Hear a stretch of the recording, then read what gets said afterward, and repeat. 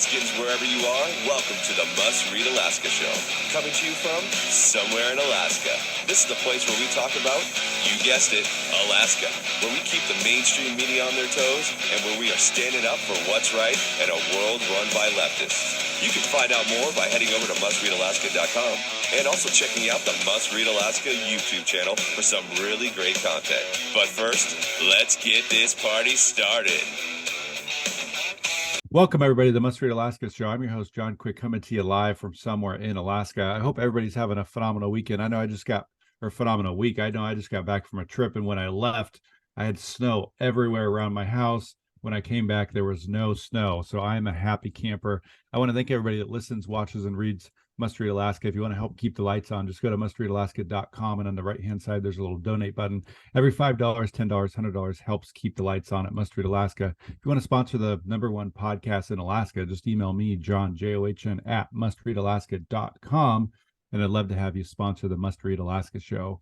We have a very special episode today, folks. It is the 400th-ish episode. We may land on 399 or 401, but we're saying it's the 400th episode.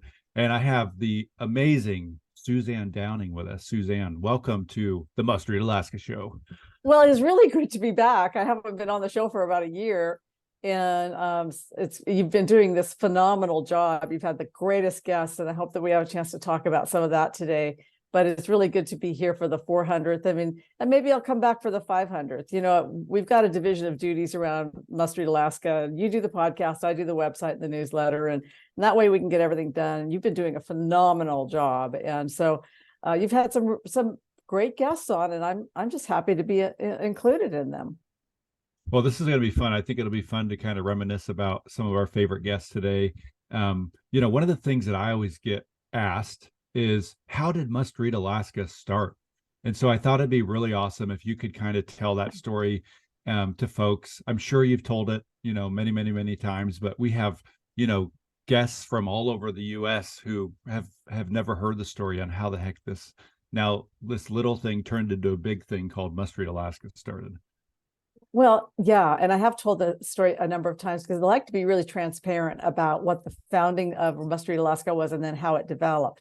So in 2014, I was still the speechwriter for Governor Sean Parnell, who was our Republican governor, who then got beat at the general election by Bill Walker.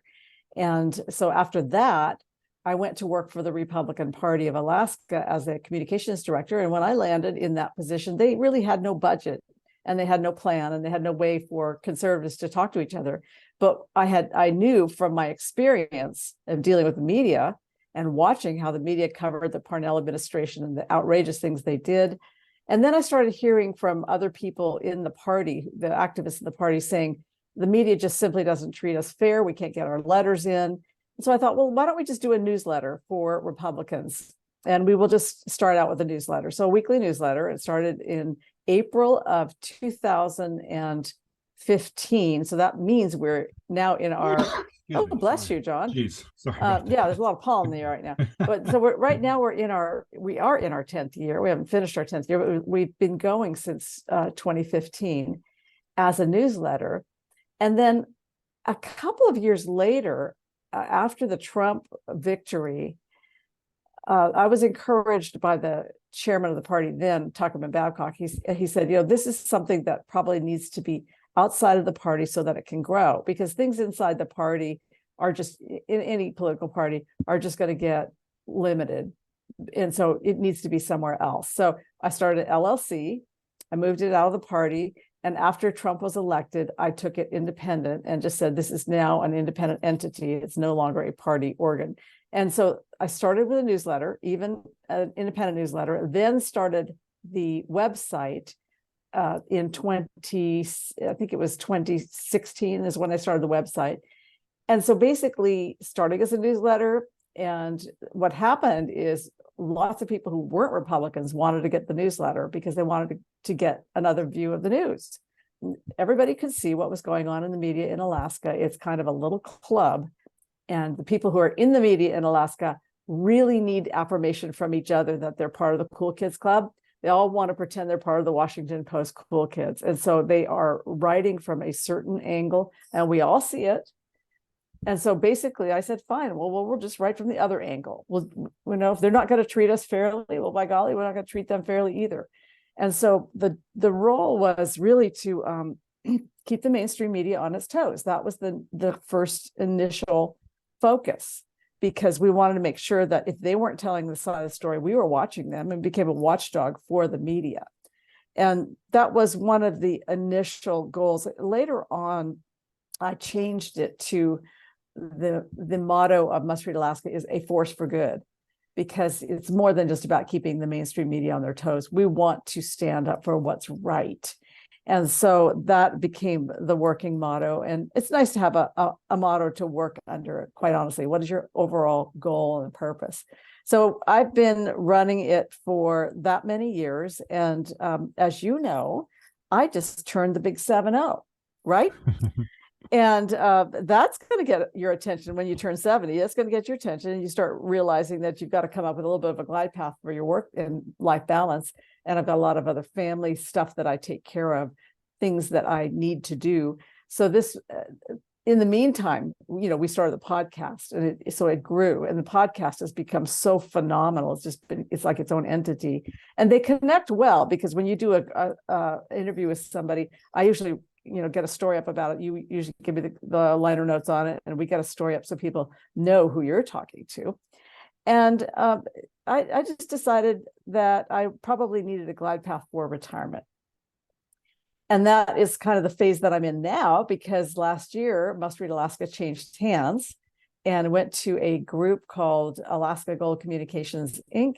And you are part of that as well. And I'm also a board member as well in that, and we have other board members, and we are looking for that big transition, how we can keep this going in the future. So we've had lots of challenges in the past, but now we're facing the challenge of we need to find somebody to kind of be the new editorial, I don't know, the mayor of Must Read Alaska. I remember you and I chatting, I don't know, it was probably 2 years ago. And at the time we had the Facebook numbers were crazy, like so many, like literally millions of people. The website numbers were crazy. We had just switched to Substack, and that was going really well. Did you ever think that Must Read Alaska would get as big as it has? Just to put it in perspective for folks that are listening, it's hundreds of millions of people reached. When you pull the Facebook data and you pull the website data and you do all those kinds of things and you compile it, it's a lot of people. It's sometimes daunting to, we think that it's just folks in the nooks and crannies of Alaska that read this, but as people know, like people outside of Alaska are obsessed with Alaska. That's why there's more reality shows about Alaska than any other state. And so people from all over tune in and listen to kind of what's going on in Alaska. Did you ever think it would get as big as it is today? No, I really didn't, because the original purpose was to help knit us together as conservatives and to help us build community and build our ability to speak to each other and to get our ideas out into the public arena. I wasn't really thinking about it being some big thing.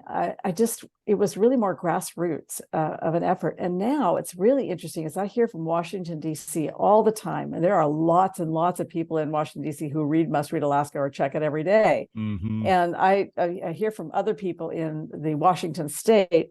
We have a lot of readers in Washington state because we have a lot of commerce with Washington state. So people go back and forth a lot, especially those who are involved in the fishing fleets and so forth, and oil and gas. So we have readers all over the world. Then we also have a lot of people who have retired from Alaska but still want to be connected. And so they're the kinds of people that are going to go and they're going to read the Anchorage Daily News, and they're going to check maybe KTUU or something, but they're also checking Must Read Alaska, because these are kind of the three big pillars now. And some of the rest of the news industry, has really had a difficult time, a difficult struggle, because they're supporting massive infrastructure, lots and lots of employees. Must Read Alaska is pretty nimble, and it's pretty. It's got a small employee base. That would be me, and you. I mean, we're the kind of two people who are anchoring this. And so it's a little easier to be nimble when you don't have a big bureaucracy and you don't have a physical plant, and we're doing it from our homes. Yeah, we don't have, ginormous buildings with newspaper presses to worry about overhead. And so I think it's been fun to look back and see, companies like that have kind of legacy media, mainstream media. We've seen them dwindle in numbers in terms of people buying newspapers and those kinds of things, and our numbers have continued to skyrocket, as well as other folks like us around Alaska that are doing similar things. And I think that people in Alaska are they're very grateful, as I talk to folks, that you had that you had the intuition to start this 10 years ago now. And it's David versus Goliath thing, and man, I just look back and I think Alaska's in a better place because Must Read Alaska started 10 years ago. So let's talk a little bit about the story of how the podcast started. So yes. Oh, so let's talk about that, because it was Yeah. your idea. It was your idea. And we started it in September of what year was it's been that? 4 years now, I think. 2020, I think. 2020, or was it 2019? But it was your idea, and we kind of put it together over that summer, and then we launched it in September. Yeah, and I think I remember both of us thinking, well, do you want to host it? No. Well, do you want to host it? No. We need to find somebody. But we ended up both co-hosting it for the first, I don't know, several months. Yep. And then Scott Levesque was our producer, and he ended up moving away to Florida. So he was kind of jumped out of the scene, and then you took it over entirely. And I said, okay, fine. This is how we're going to go forward. You do the podcast. I do Must Read Alaska, the website and the newsletter. And we'll just feel free to create. And you've just done incredible things. And that's the thing, is that when you delegate and then you let somebody just do the very best they can, and you give them creative license, that's what you have done. You have done an amazing job, because now it's the #1 podcast in Alaska, not just in political or anything else. It's #1. And I think it's because of you personally, because you've got a really great style. And I think it's because you are very kind to your guests, and you're very welcoming to them. You've had people on from both sides of the political aisle. I always enjoy it when you have on somebody like Jesse Keel or Andrew Gray, legislators who obviously I don't politically align with, but they come on your show and you let them have their say. And that's the beauty of it. You've done a really phenomenal job. Well, I think it's important to hear from all sides of the aisle. And, one thing my mom always taught me was kill them with kindness and be genuine about it. And so that's what I try to do. I think it's, I want to give some kudos, as you just did, to Scott Levesque, because he really helped spearhead this to have it be able to start, because at least I can speak for myself. I didn't really know anything about podcasts other than they were awesome and that we should start one. And he really helped, open up all those accounts and get the voice intro. And he would also host a couple shows that he just did by himself throughout the week. And he really helped kind of pioneer this idea into going from an idea into execution. And,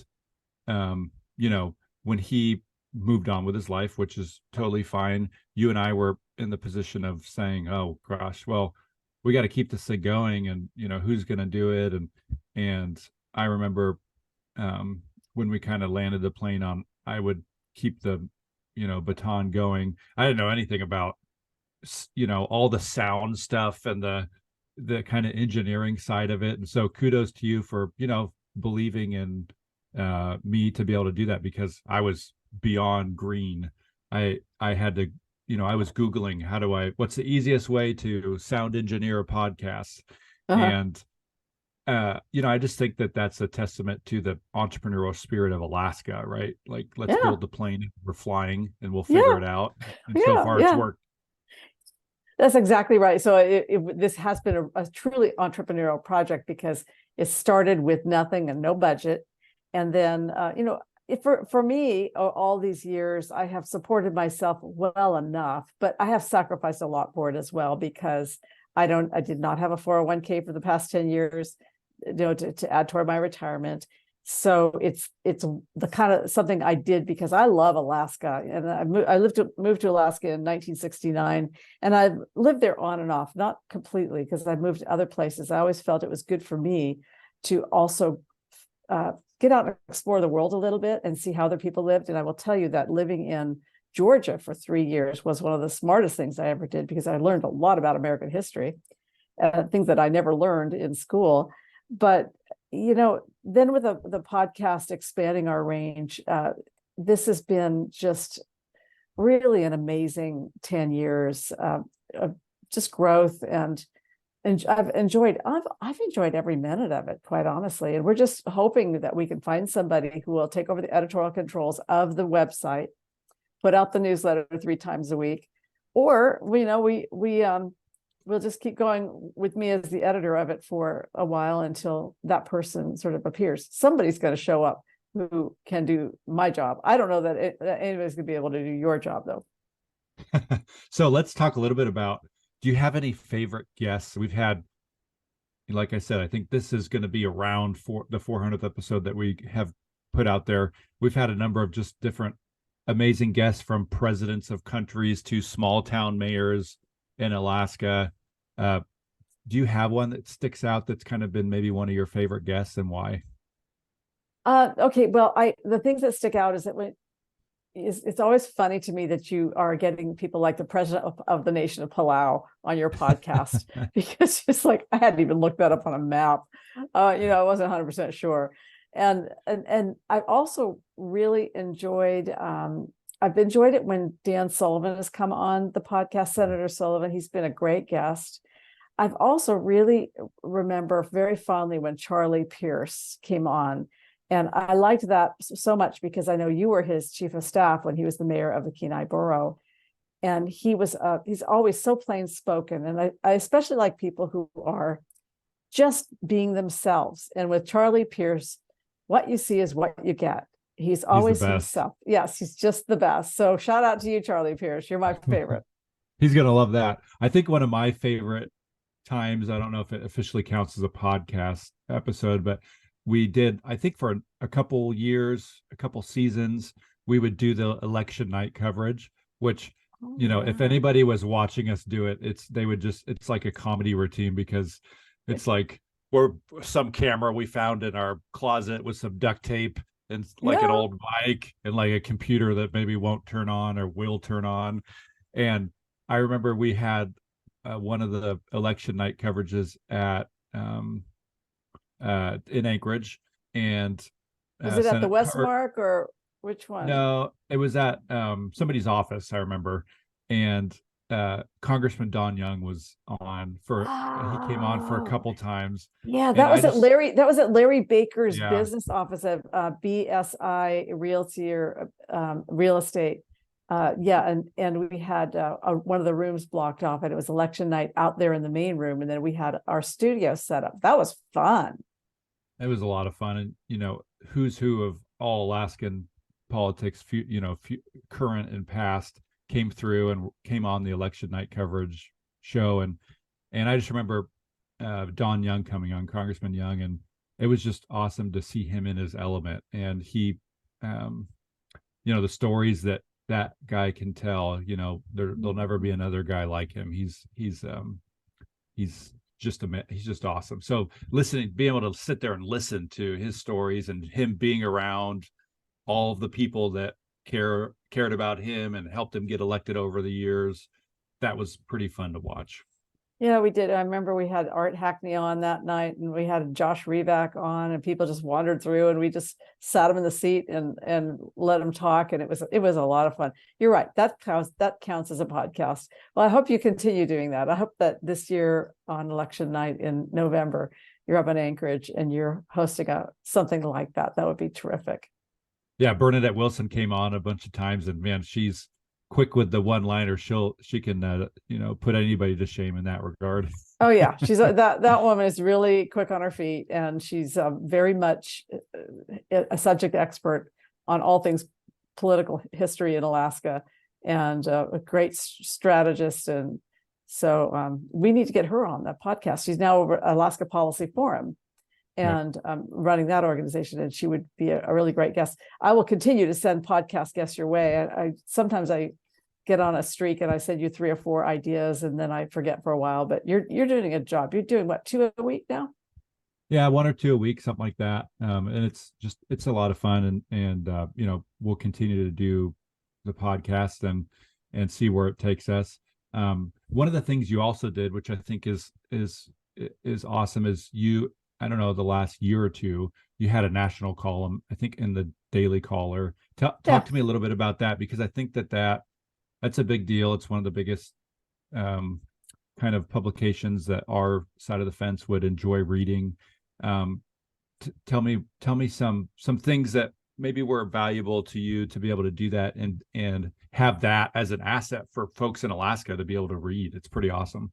Right. Well, just in the same way that you have had a column over at Newsmax, which is another very strong conservative news and opinion website. I mean, we're in a new kind of era. We're not waiting for the newspaper to land on our door. We get up in the morning, the first thing we do is look at our phone, right?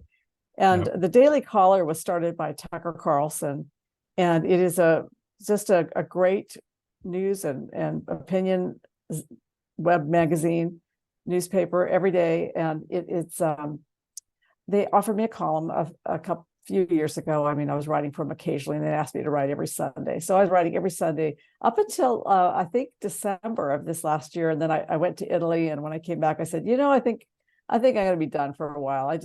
I need to focus on getting Must Read Alaska sort of into its new era. So we need to move it into its new scenario, whatever it is.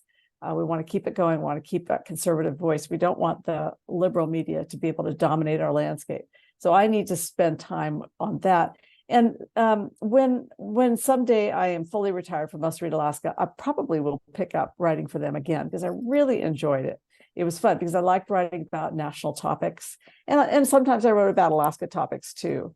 And they were good to me. The Daily Caller was a really great organization to work with, and I still go there every day and read them.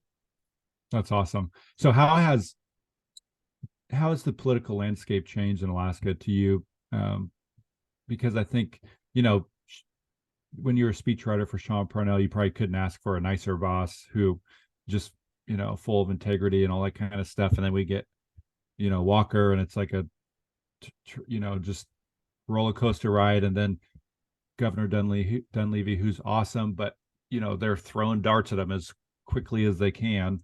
How have you seen the political landscape change over the years since you've been dipping your toes in the political world? Right, but it's been pretty savage this whole time. I think since I worked for Parnell, I observed how dirty some of the political events were around him. I mean, the things that happened with the quote National Guard scandal, which was, I think, a big made up thing. I'll go to my grave because I was there. I watched this unfold, and so I saw how people were treated, and then of course Walker got into office pretty much because of that, and a lot of dirty politics, and the people around Walker were all pretty much Democrats, and they wanted to tax Alaska. There's always this push to get an income tax going, or a broad-based tax, what they call it, broad-based tax. So maybe that's a statewide sales tax.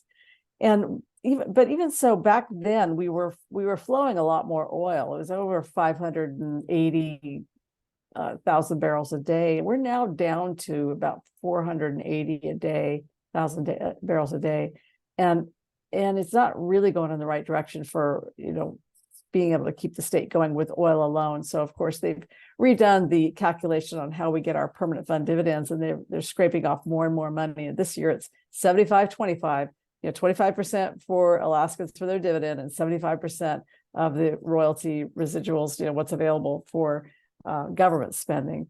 And then of course during the Walker era, they blew up Obamacare. They actually expanded Obamacare Medicaid into Alaska, which has put a huge burden on our state going forward. There's a lot of political result from that. So the oil companies kind of left, and they've took their workers out. They're going to other places now because Alaska is not as favorable to work in. We lost about 10,000 oil workers, and we gained about 4,000 healthcare workers. And the healthcare workers we gained are all essentially surrogate government workers because they're all getting paid through government transfers. And that changes the electorate entirely, especially in Anchorage. So Anchorage, you see the politics changing quite a bit. It's going from a conservative town to a liberal stronghold. And what I have seen around the world is once a city goes liberal, pretty much goes downhill and never comes back. So I'm very, very pessimistic about how we're managing things in Anchorage, because we have a different kind of voter now. And we have a lot of people who are takers and not actually providing, or not producers. People who work in mining, people who work in oil, they understand that you've got to produce things in order to have an economy. And healthcare doesn't really produce things. It just, there's a lot of money that gets transferred around from taxpayers to government and back to healthcare employees, which, God bless them, they're all good people, but it's just different. So we're looking at a little bit of a different state now, John, and it's a little fragile unless we get more oil going and unless we get some mining going. Might end up being a much more liberal state than it was the one that I grew up in. Yeah, that famous article, I think by Politico, it's probably been 10 years from now, turning Alaska purple seems to be playing out in front of our eyes. It does. I think about that often. I mean, that Alaska this is how you do it. You get some policies and you change they're playing the long game. Let's just put it that way. They're playing the long game. And over the past 10 years, we have seen them be very effective in getting more Democrats, or people voting more Democrat. We still have 140,000 registered Republicans. We have a lot more people who are registered in the undeclared category, about 265,000. And we only have about 70,000 who are actual registered Democrats. But that big persuadable center is the battleground that everybody goes after, the people who are not particularly with one party or another. Across the country, we're seeing more and more people sort of get away from parties. They just feel very disillusioned about the parties themselves. And so the battleground is expanded to the United States the same way. Yeah. Well, we're 25 minutes, 30 minutes in here. Do you have any kind of last minute thoughts here before we head off? I'm sure we could probably go another 2 hours. Yeah. Well, we can do this again. Yeah, we could do it again. But, I think it's been an awesome time this last, 4 years or so on the podcast. Hopefully there's another 4 years. You and I have had a phenomenal time. I want to give a shout out also to James Baisden, who was also, for a summer, he hosted, maybe 2 or 3 months worth of shows once a week. And he was one of our other kind of co-hosts who did an awesome job. He's going to come on tomorrow, I believe, with me, and we're going to kind of do the same thing, kind of reminisce. I think that the Must Read Alaska show has been a fun project, and I want to thank you for giving me the opportunity to host this, 3 years ago or whatever, when Scott left and we kind of had a crossroads of what to do. And it's just been a phenomenal experience. But I wanted to give you the floor for any last minute thoughts on the show or Must Read before we head off. Well, thank you, John Quick. Your friendship it's incredibly important to my life, and we've had such a wonderful relationship since I think that time we met at a fundraiser down in Kenai somewhere. Yeah, and remember that?